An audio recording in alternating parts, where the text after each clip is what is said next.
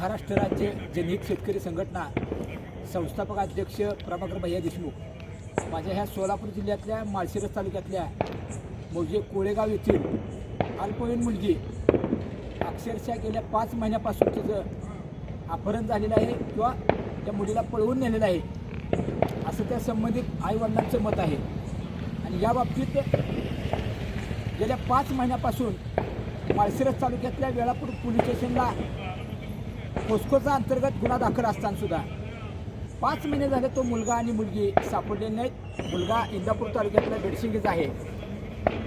मला दुःख असं वाटतंय की संबंधित जे एपी आहेत वेळापूर पोलीस स्टेशनचे त्यांनी जबाबदारीने लक्ष घालून घटना घडल्यानंतर तातडीनं त्याची चौकशी लावून तपास अधिकारी भोसले साहेब आहेत त्यांनी भोसले साहेबांनी तपास केलेला आहे। त्या बाबतीत सूर्यवंशी साहेबांनी आम्हाला रेकॉर्ड दाखवलं, पण एपी एक जबाबदारी म्हणून काम करणारे गोसावी साहेब मी त्या भागात गेल्यानंतर सातत्यानं चौकशी केली असता ते मनमानी कारभार करतात, आलेल्यांच्या भावना जाणून घेत नाहीत आणि विचारलं तर त्याला निरुत्तर करणं, आरेरही भाषा करणं। या बाबतीत अतिशय दुःख वाटलं की साहेब गोसाहेब साहेब आपलीच मुलगी असती किंवा मुलगा असता तर आपण काय केलं असतो साहेब। त्या मुलीच्या आईवडिलांच्या डोळ्यातनं पाणी आलं अक्षरशः आम्हाला भेटल्यानंतर की त्यांनी खूप हेलपाट घातले, परंतु अद्याप ती निष्पाप मुलगी लहान लेकरू बिचारे मिळालेलं नाही। कारण आईवडिलाला आपल्या लेकराची काय किंमत असते त्याची जाणीव असते त्यांच्या अंतःकरणाला आणि त्याची जाणीव आम्हाला पण आहे।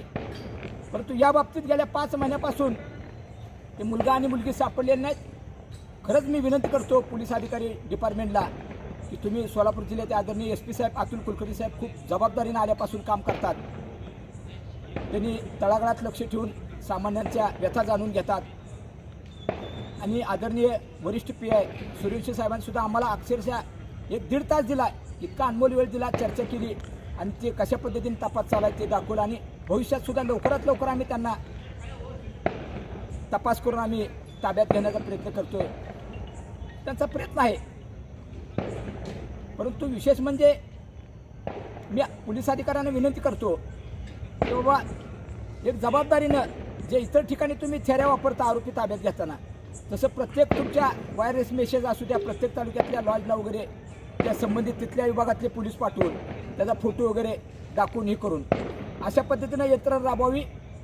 गोसावी साहेबांच्या बेजबाबदारपणामुळं ही केस आज एक देव माणूस आहेत सूर्यवंशी साहेब आणि मॅडम खरंच खूप चांगलं काम करतात। त्या मॅडम त्यांचं नाव माझ्या लक्षात नाही, कोकणे मॅडम, आणि खूप तपासाचा छडा लावून त्यांनी यशस्वी झालेले आहेत बऱ्याच मॅटरमध्ये।